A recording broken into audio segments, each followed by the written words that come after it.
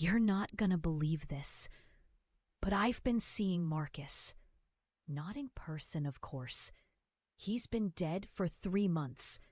But everywhere I look in this hospital, there's his face staring back at me. I'm Sam, by the way. Nurse Sam Brooks. I've been working the night shift at City General for 7 years now, and I've seen things, injuries, deaths, that would make most people curl up and never come back.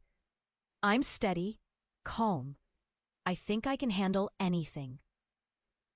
Except what's been happening to me lately. 3 months ago, Marcus Rivera came in. A young guy, hit by a car. I was on his case, gave it everything. But it wasn't enough. I watched his color drain, felt his heart slip away under my hands. I still can't shake that night. His last breath felt like a knife twisting inside me. Every time I close my eyes, I see his face, pale and peaceful, like still water. Except there's something wrong in his eyes, something accusing, something that won't let me forget. So, imagine my shock when, just last week, I caught his reflection in the gleaming elevator doors. Quick flash of his face, white and sharp. I blinked, thinking my nerves were playing tricks. But then it happened again, in the nurse's station window, in the shiny metal of the crash cart. Marcus, looking right at me, his eyes intense and cold. He wasn't just staring either. He was pointing, always pointing somewhere else, as if trying to show me something, a direction, a warning. I kept telling myself it's guilt, thoughts seeping into my brain after too many long nights, lack of sleep, stress piling up. I shoved it aside, forced myself to focus on the patients, the monitors beeping, the steady hum of fluorescent lights. But the reflections grew more insistent, more desperate. They jolted me awake like a slap, twisting my stomach into knots. Sometimes my hands trembled so badly I nearly dropped the charts. One night, scared beyond belief, I finally followed his silent gestures. The reflection led me through sterile halls, past flickering lights and empty beds. It stopped at a door I never had to open before, the restricted wing. My heart was pounding like a jackhammer, cold sweat dripping down my neck. I should have turned back, but something inside me screamed, "Keep going." I looked around. The halls were dead silent, but I could feel eyes on me, shadows moving just at the edge of vision. Someone was watching. The worst part? The more I looked, the more I found that didn't add up about Marcus's death. What I was told, what I believed, it didn't hold water. There were holes, dangerous ones, and if Marcus wasn't just an accident, maybe others weren't either. I'm not sure what I believe anymore. But one thing's clear. When you start seeing the dead, they don't always want peace. Sometimes they want justice. And sometimes that justice is terrifying. This experience shattered everything I thought I knew about reality. It ripped open a door I can't close. And honestly, I don't know what I'll find when I step through it next. But I'm going in. Because if I don't, who will? Before all this began, the whispers in reflections, the shadows that crawled down sterile walls, my life was something I thought I knew inside out. Routine, predictable, like clockwork. I'd come in at 7 p.m., swap rounds with the day crew, brace myself for the night's chaos. I'm Sam Brooks, like I said, 32, single, no kids. This job was all I had, the one place where I felt useful, where I made a tiny dent in the world every shift. But even in a place like City General, there had been bright spots, people that kept me anchored, kept the madness from pulling me under. Take Erin. I've worked side by side with her for 6 years now. She's the head nurse on nights, sharp as a scalpel, but with a laugh that could light up the darkest corridor. Erin's the kind of person who knows when you're stretched too thin without you saying a word. More than once, when the weight crushed me, she slipped me a coffee with a sly grin, or just said something ridiculous to yank me out of my head. "Brooks, you're in the twilight zone, not the death zone," she'd joke. It was stupid, but it worked. Then there's Mike, an ER doc with eyes like a hawk and nerves of steel. He rescued me from more breakdowns than I care to admit, on and off the floor. My best mate. We'd swap horror stories at 3 a.m. after the madness cooled. I trusted him with my life, my secrets. Mike's the one who got me through Marcus's death, too. You did all you could, Sam. That kid was gone before the ambulance hit the street. I needed to hear that, needed to believe it. But somewhere deep inside, I knew something about that night didn't sit right. And then, my sister, Mara. We're close. Grew up together in a small town, 2 hours out of the city. She's my calm, the one who grounds me. Mara's an artist, a counterbalance to my chaos. She doesn't ask about the gory details at work. Instead, she pulls me into her world of colors and quiet evenings. Whenever my hands trembled too much to hold a fork after a rough shift, I'd call her. Hearing her voice slowed my racing heart. We had this joke. When I felt broken, she'd say, "You keep patching up the world. Just remember to patch yourself too." Looking back, maybe I was blind or too tired to see the signs. Before Marcus's crash, things felt normalish in our small, ugly corner of the hospital. But Erin had started acting weird, off. One night, she brushed past me fast, like she was avoiding a question I hadn't asked yet.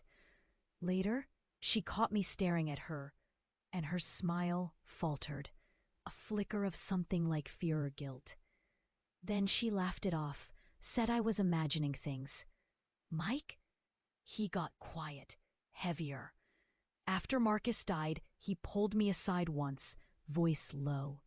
"Sam, don't chase ghosts. Sometimes the truth's darker than you want." Something in her eyes on the video call didn't settle right. Maybe I missed it then. Maybe it was the looming shadow creeping into every corner of my life. No one said anything, but I felt it, like a weight hanging over all of us. Like we were all close to drowning in a sea of things unsaid. Now, with Marcus's face haunting every reflective surface, I see how the cracks were always there, hidden just beneath the surface. I don't know if those signs were warnings or something worse, but I do know this. I'm swimming in a sea of ghosts, and the people I trust most might be caught in this with me. Hell, maybe some of them are the tide pulling me under. And that scared the hell out of me. It all hit me like a punch in the gut last Friday. I was sorting through old files in the supply closet. Yeah, that one nobody bothers to check. And found a thick manila envelope shoved behind some dusty binders. It had Mike's name on it, neat and official. My heart skipped. I grabbed it, hands trembling, and ripped it open. Inside were documents, copies of an old ID, some hospital records, and a restraining order. My breath caught. The ID belonged to someone else. A different name. Robert Lawson. Same face, but a different man. The restraining order? Filed by a woman claiming he was dangerous, threatening her life. The hospital records? They detailed a firing from a clinic across state lines. Accusations of malpractice. And worse. Lies about his credentials. My stomach twisted. Mike. Robert. The guy I trusted with my life. The one who pulled me out of breakdowns. Who laughed with me at 3 a.m. Who told me sometimes the truth's darker than you want? The mask was gone. My mind scrambled to link every memory to this new ugly truth. I stood there, frozen. The cool air thick around me. My hands shook so hard the papers slipped and fluttered to the floor like dead leaves. The hallway outside was empty, silent, too silent. Then my phone buzzed sharply in my pocket. I fumbled it out. A message from Mike. "Sam, we need to talk, now, please." I swallowed hard and went searching his office. But it was empty. No notes, no sign he'd been there since morning. I called his cell, straight to voicemail. I left a shaky message begging him to meet. Then I checked the hospital security footage, something I never thought I'd do. My fingers hit the keys, heart pounding loud enough to drown the whir of the computers. There he was on screen. Mike, entering the building late last night, rushing through the back stairs with a duffel bag. But then, the footage rewound. Another figure slipped past behind him, face obscured by a hoodie. Mike didn't look back. I blinked hard. My mind screamed, no, but the truth slammed in like a freight train. How had I missed this? The tiny lies, the odd silences, his strange moods. The fear in his eyes when Marcus died.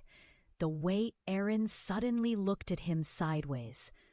All the signs. And I was blind. Foolish. My vision blurred with tears I didn't bother to wipe away.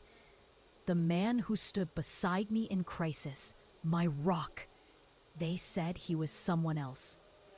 Someone running from a past so dark it needed hiding behind lies and white coats. I called Erin next. She picked up after 3 rings, voice sharp. "Sam, you should drop this.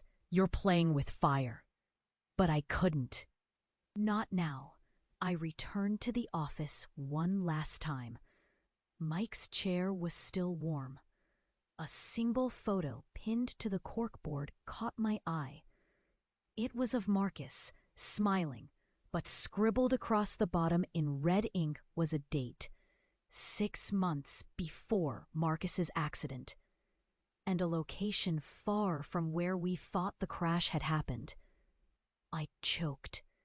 What was he hiding? Then a cold dread crept up my spine. The city felt suddenly colder, darker. And Mike, Robert, he vanished like smoke. I tried his apartment. Empty, no forwarding address. Neighbors said he'd been gone days. I stood on the street outside, the cool night air stiffening my skin. The betrayal felt like a knife twisting deep inside my chest. I thought I knew him. I thought I could trust him. But now I'm not sure who he really was, or if I'm even safe knowing the truth. I'd followed ghosts before, but this was something darker, something alive and twisted. And now, with Mike gone, I'm standing alone on the edge of it, trembling, trying to hold on before everything falls apart. I don't even know where to start. Ever since I found that envelope, everything's been spinning. Like the ground I stood on just dropped away, and I'm falling into this black hole with no bottom. Mike or Robert, the guy I thought I knew, turns out that was the first lie. And now, I'm not sure what's real. At first, I thought it was just him, some messed up secret he kept. But then the nightmares started. No, scratch that. The nights without sleep. I toss and turn, height slamming against my ribs like it wants out. Every shadow in my apartment is a face. Every creak sounds like someone sneaking in. I wake gasping, like I'm drowning in air. I started checking my reflection everywhere, like I expected something, anything, to be solid. But the mirror? It flinches back at me. My eyes look different, hollow, like they belong to a stranger. Sometimes my own voice echoes weird, like I'm listening in on someone else's conversation. I swear, sometimes I don't remember things I should remember. Like yesterday, I couldn't find my keys. Then 2 hours later, they were in my coat pocket. I never put them there. Who did? Work? Don't get me started. I went into the break room and Erin was there, her eyes darting like she was waiting for someone to burst in. When I asked if she was okay, she forced a laugh so fake it cracked. Sam, just tired, you know? But she kept looking over her shoulder, like expecting a storm to come through that door. Then, the strangest thing. My ID badge stopped working. Twice. Today, the automatic doors to the hospital wouldn't open for me. I stood there, frozen, while other nurses just walked right past me like I was invisible. I asked at reception. Must be a glitch. But their eyes flicked over me like they didn't want to get too close. Like I wasn't supposed to be there. I'm telling you, it's like my whole life there is a lie. The hospital, my patients, the routines I run through like clockwork, it's all crumbling like rotten wood under my feet. I found old schedules on the staff board where my name had been scratched out, dates erased, like someone was slowly erasing me from everything. And then the calls, silent calls at 2 a.m. No one on the other end, just the soft breathing of someone waiting, watching. My phone's gone haywire. Texts I never sent sitting in my outbox. Pictures of empty hallways, blurry and grainy, but you can tell someone's there, watching me. I went to Mara, hoping for a lifeline, but even her face was different on the video call. Not just jittery as before, but cold, distant, like she was hiding something or scared of me now. She said, "Be careful, Sam. You don't know who's really on your side." Then the screen cut out. I'm starting to question my own memories. Did Marcus actually come to City General, or was he someone else? Did I really work night shifts for 7 years, or have I been trapped somewhere, in some loop, this whole time? Last night, I had a full-blown panic attack in my apartment. My chest tightened until I couldn't breathe. My hands wouldn't stop shaking. I collapsed onto the floor, begging myself to wake up. I convinced myself I was safe here, at home. But then, the window shattered, just like that. Suddenly, shards sprinkled across the carpet at my feet. My phone buzzed just now. No number, just a message. Stop digging, or next time it won't be just glass. My heart's still thumping like a jackhammer. I'm scared, real scared. I don't know who to trust. I don't even know if I'm safe in my own skin. But I can't stop, not now. Because if I do, if I turn away, whatever this is, whoever they are, they win. And I don't think I want to find out what that looks like. I don't even know how to start this. Last night, everything broke. Like, the rules I thought ran this world, they just vanished. It started when I was heading home from the hospital, dragging my feet, heart pounding like a drum in my ears. The streetlights flickered overhead, casting these cutting shadows right across my face. Then, out of nowhere, Mike stepped in front of me. No warning, just there, like he'd slipped through the cracks in time. But his eyes, Sam, you shouldn't have found out. I stumbled back, but couldn't tear my gaze away. Around us, the world shuddered. The pavement cracked open like it wanted to swallow me whole. Street signs bent, twisted, melting into shapes that made no sense. Numbers folding into themselves, letters flipping upside down. Then the air rippled, not heat, not cold, but wrong. Like reality was a veil someone was pulling at. Behind Mike, a shimmer opened. I blinked. That's when I saw them. Shadows of Marcus, his face twisting from pale to furious. They reached out with invisible hands and spoke in whispers that echoed in my bones. Truth hides beneath blood. People on the street, they froze, eyes wide, mouths open. My breath caught in my throat as a woman nearby gasped, clutching her chest. "Is this a nightmare?" she whispered, voice trembling. Another man took a step back, shaking his head like he'd lost his mind.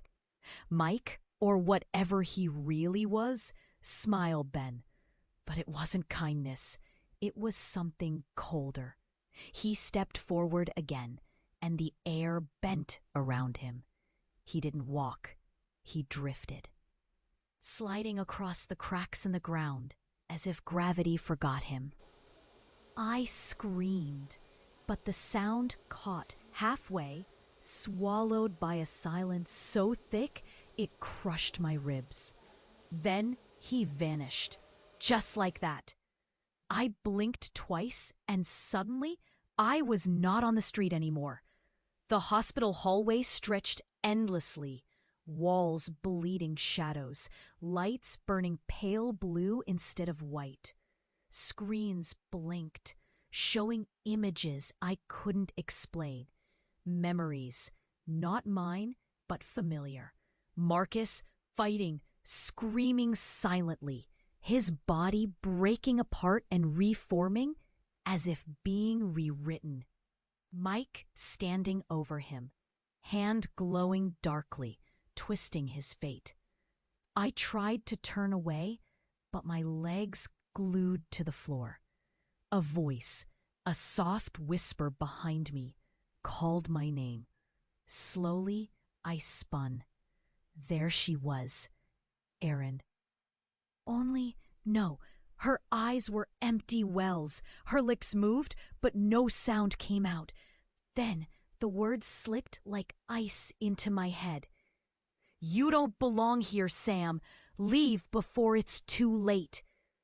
I wanted to run, wanted to scream. My hands shook so violently, I nearly crumbled onto the cold tile. My heart slammed again and again, like it was desperate to break free. The hallway darkened, a voice rising around me, fragments of screams, pleas, regret. That isn't human. Her voice was distant but clear in my head. They're not what they seem. You have to fight. Suddenly, the whole hallucination shattered. I gasped air, real, sharp, frozen in my lungs. My skin prickled, cold sweat soaking through my shirt. The hospital doors behind me banged open and close violently, like the building itself was breathing hard. Other nurses poured in, eyes wide with panic. One screamed, clutching her throat. "Did you see that?" she cried. "The walls, they moved!" It was alive. Another backed away, trembling so hard she nearly fell. I was shaking too, heart pounding wildly, hands clenched tight. My world unraveled in real time. And Mike? He's not just a man with a secret. He's something else, something that doesn't obey time, space, or death. I used to think ghosts were stories, that science locked the doors on this kind of madness. But last night shattered that. The dead don't just want justice. They bend reality around it. They are reality now. I'm in the middle of something beyond my mind's grip. And if I'm honest, I'm terrified. But I can't stop. Because now I know that the world I thought was solid is just a fragile, cracked mirror. And it's breaking fast. I don't even know where to begin. Everything I thought I was, everything I believed about my life, it's all a lie. A broken piece of some twisted puzzle I didn't even realize I was part of. It hit me last night. I was alone in my apartment, trying to drown out the noise in my head. The phone buzzed again. No number, no words, just static and a low hum that made my skin crawl. Then the lights flickered, and the world around me wobbled like it was melting off the edges. I blinked, and suddenly I wasn't in my apartment anymore. I was back at City General, but the hospital wasn't real. The walls were made of glass, thin as skin, trembling. I could see through them into a white room, empty except for machines humming softly. And then I heard it, my own voice, flat and distant, coming from a speaker above. "Subject 47, it said. "Therapy session 32. Memory override successful. Identity stable. For now." I stumbled backward, gasping. The floor beneath me was cold steel, shaking. Then a face appeared on a screen. A man in a lab coat, cold eyes, lips pressed tight like he was holding back a smile. "Sam," he said, voice smooth and clinical. "You've been here a long time." The room condensed, shifting like a bad dream. I felt hands gripping my shoulders, but no one was there. My chest tightened, like a fist squeezing every breath out. What do you mean?" He smiled. "You're not who you think you are. You died years ago." The words hit me like bricks. My knees buckled. "No, that can't be. I'm here. I'm alive. I'm... "Your consciousness was uploaded," the man said, "to a controlled simulation designed to aid patients with traumatic brain injury. Your memories, they're fabrications, carefully stitched to keep you stable, functional." Suddenly, the flashes made sense. The shadows in the hall, the faces that didn't fit, the cracks in reality. I wasn't a nurse, not really. I was a ghost trapped in a loop, caged inside my own mind, held prisoner by science, pretending to save me. "Why?" I croaked. "Why would you do this?" His eyes softened, just a shade. "Because the real trauma, you could never survive it. Marcus was never a patient.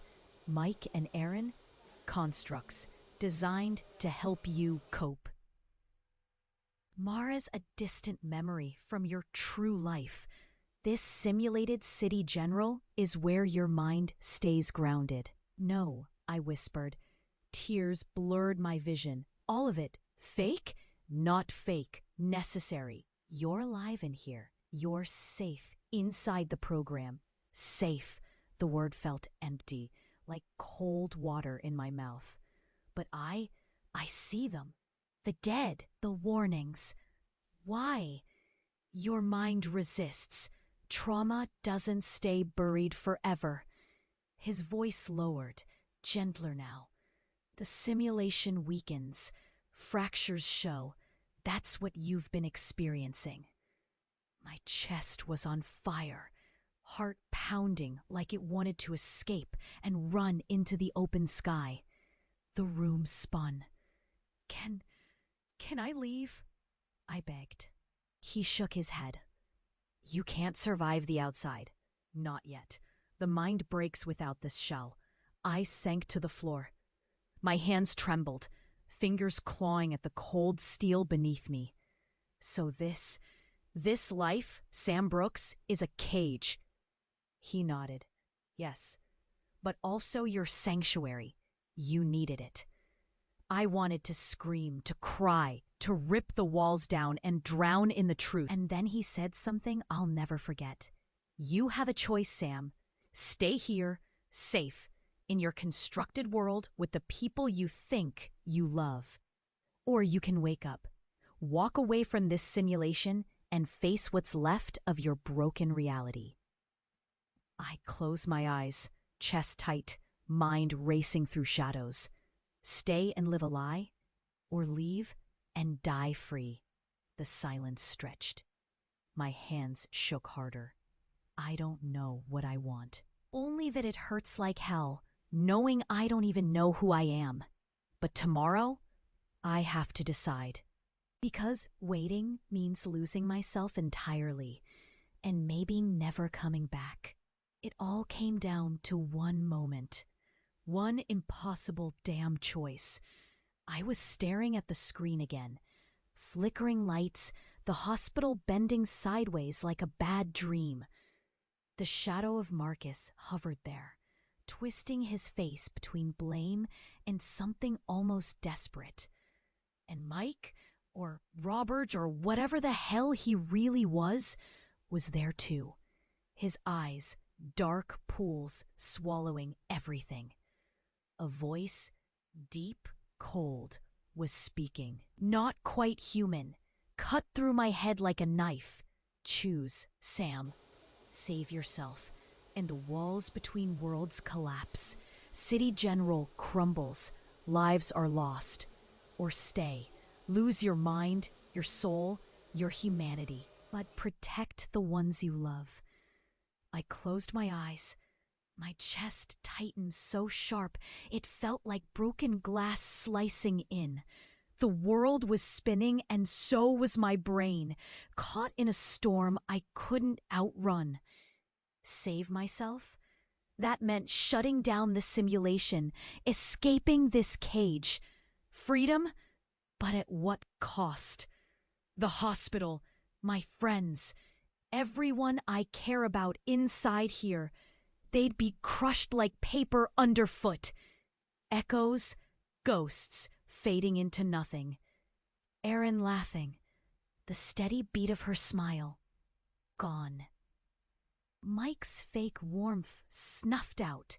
And Mara, does she even exist if I break this? Could I live knowing I was the one who wiped them away? The weight crushed me. They need you. A whisper breathed through the dark. Marcus's voice? Or was it my own guilt talking? The dead don't want peace. They want justice. But what if justice means tearing the whole world apart? The other choice. Stay trapped inside this flickering lie. Let this broken program swallow what's left of my mind. Bleed me dry until all that's left is an echo. Lose what makes me human, memory, will, even love. Turn into another ghost, another shade lost in the halls.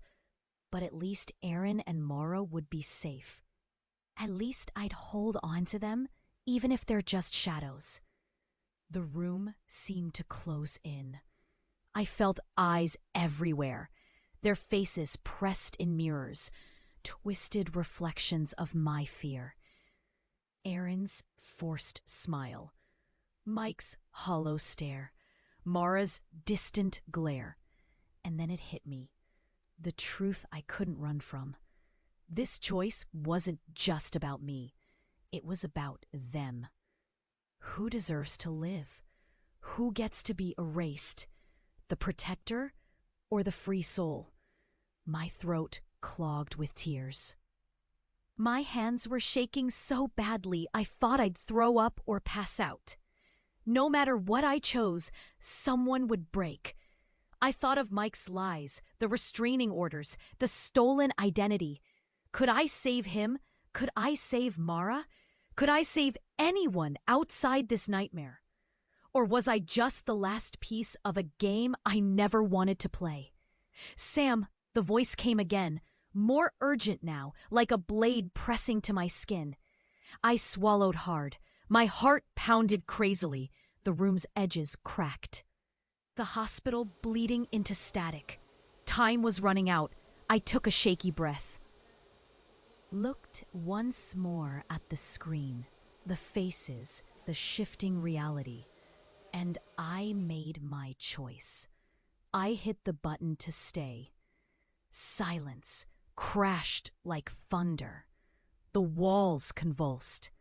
My vision blurred as everything folded inward.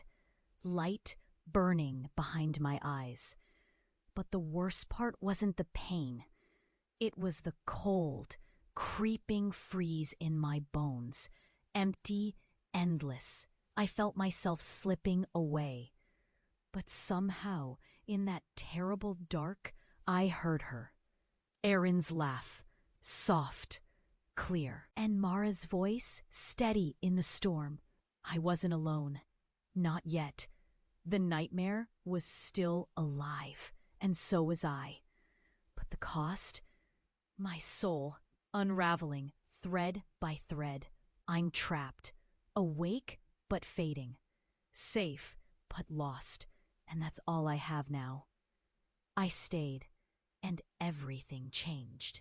Not at once, but in waves, like a storm that never really leaves, just shifts its angle and how hard it hits. The hospital, it's still there, but it's different, hollow, like a shell. Sometimes I walk the halls and hear echoes, laughters and footsteps, but when I turn, there's nothing, no one, just silence, thick and cold. Erin's still around, somehow. She smiles, but it's quieter now, like the light in her eyes got dimmed. She doesn't joke anymore. One night, I caught her staring through a window far away, not at me, and I swear I saw tears slip down her cheek.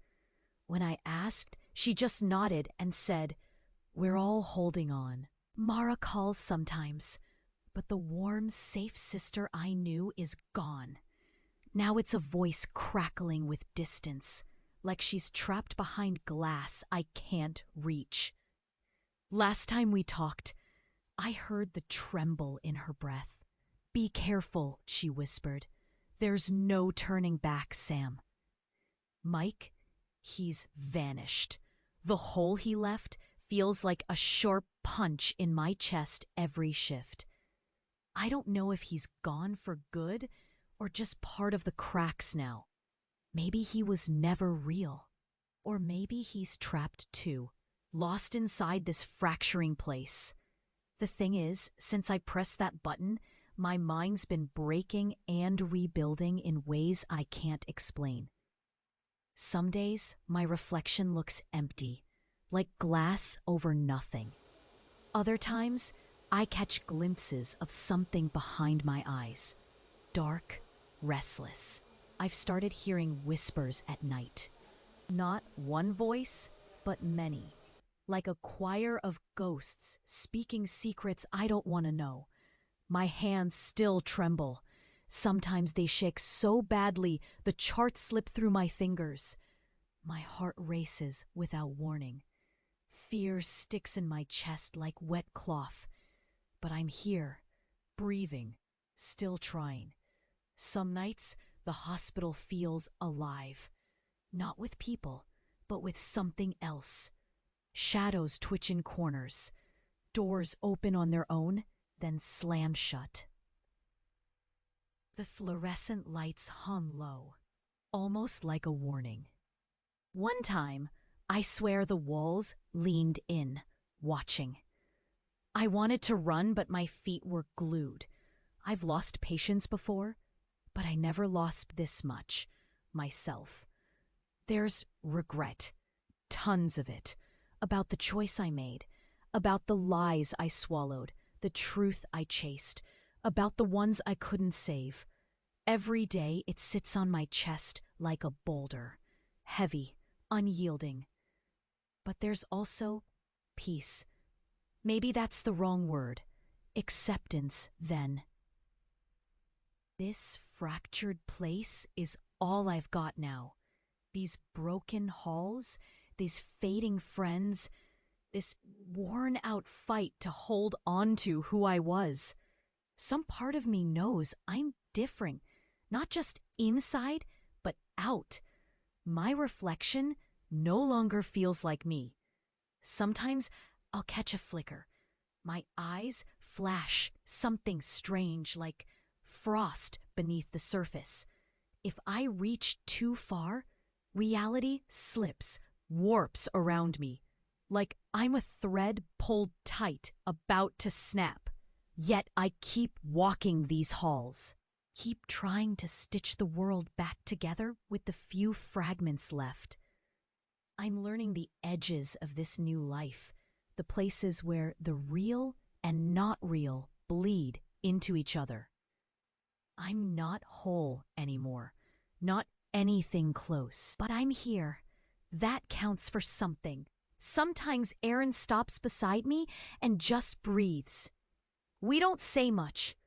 Our shoulders touch, and it's the closest thing to comfort I've found lately. Mara sends me odd little gifts, a sketch, a song recorded on her phone, reminders from a world I was part of once. I hold on to them like lifelines. And Marcus, he's no longer just a ghost in reflections. He's something more, like pain made flesh. I can feel him in the silence, in the weight of the unsaid. Sometimes at night, I talk to him. I tell him I'm sorry, that I'm trying. This life, this place, it's broken, dangerous, but it's mine. A cage, yeah, but also a stage where I keep fighting.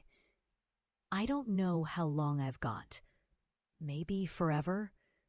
Maybe just long enough to find a way out. Or to reshape what's left. But one thing's certain. I'm not walking away. Not now, not ever. It's been years now, but the weight still presses against my chest. Quiet, relentless. Most days, I look normal. Maybe even okay. But inside, there are scars no one can see. Invisible bruises that throb when the night creeps close, and silence spills out louder than any scream. I catch myself flinching at reflections, like that moment never really left. Mirrors aren't just glass anymore. They're windows to something else. Sometimes, just for a blink, Marcus's face flickers there, pale and sharp, eyes full of that same cold accusation. It's like my past haunts the present, spilling into the smallest cracks of my life, refusing to let go. Dreams, they hit me still, sudden and raw. Last week I was back in that endless hospital corridor, the walls bleeding blue shadows, voices whispering in my bones. I woke gasping, sweat slicking my skin, heart pounding like it would split my ribs. I lay there shaking, blank room swallowed by thick dread. Those moments remind me how close I am to breaking apart again, how fragile normal really is. People noticed, of course. Some drifted away. Friends who don't understand this kind of damage, Can't stand the darkness clinging to me like a second skin. Their smiles grew tight, their eyes wary, as if I'd become dangerous or broken beyond help. But some came closer, drawn by the fractures they recognized in me. Others who've seen impossible things and survived. We trade scars in quiet whispers, stories of hauntings no one else believes, shadows crawling beneath daylight, memories bleeding wrong. Their understanding feels like a balm, even if fragile, even if temporary. It's the rare kind of connection that doesn't scare me away. Mara, you'd think she'd be my anchor still, but our bond's a brittle thread now. The cold distance in her voice when we talk eats at me. Sometimes I catch the flicker of fear behind her eyes, like she's wrestling with a version of me she doesn't want to face. Our past feels like another life I'm barely holding on to. Erin's different.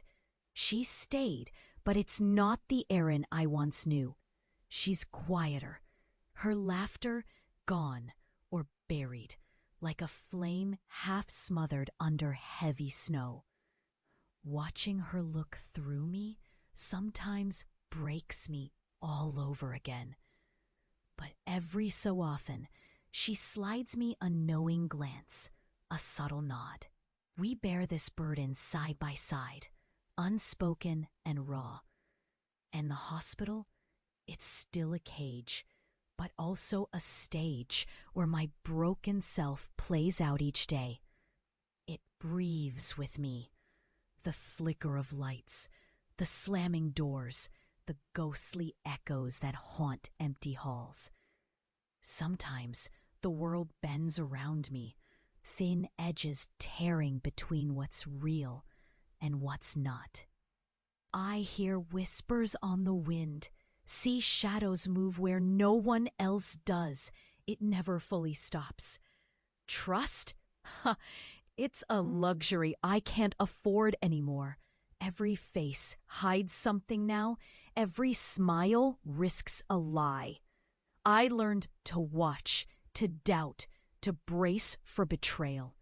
But that weariness weighs like stone in my chest, squeezing out the joy I once fought to hold. Moments of happiness come like shards, sharp and fleeting, stabbing at the darkness before slipping away. Still, I carry on because falling apart was never the plan. I've learned to live with the scars, to wear them like armor. Ugly, heavy, but mine. This fractured life shaped me into someone fierce, someone quieter but sharper, someone who understands the thin line between hope and hell. And even now, the game isn't over. Sometimes, late at night, when the hospital is swallowed in silence, thick as fog, I catch glimpses, shadows sliding just beyond sight, that cold breath of the impossible pressing in. A warning? A promise? I don't know, but I feel it. This thing, this force, still pulling on my soul. It knows I'm still here, still fighting, still not broken beyond repair, not yet. You want to know the truth?